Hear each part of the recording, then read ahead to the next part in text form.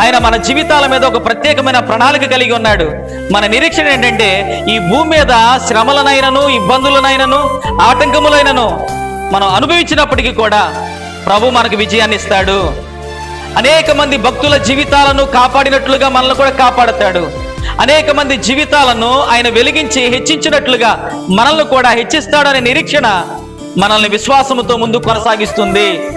కాబట్టి మన నిరీక్షణ ఏంటంటే ఈ జీవితానికి మట్టుకు మాత్రమే కాదు, ఈ లోకానికి మాత్రమే కాదు, కానీ పరలోకం ఒకటి ఉంది.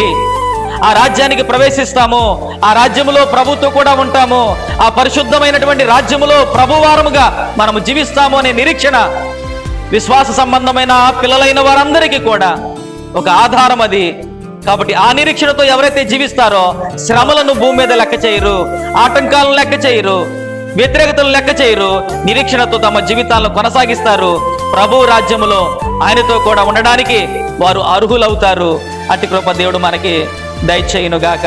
కాబట్టి మనము నిరీక్షణతో కొనసాగుదాము, నిరీక్షణ కలిగిన వారముగా అడుగులు ముందుకు వేద్దాము. ప్రభువు నిశ్చయముగా మనలందరినీ ఆ రీతిగా నడిపించునుగాక. ఆమేన్.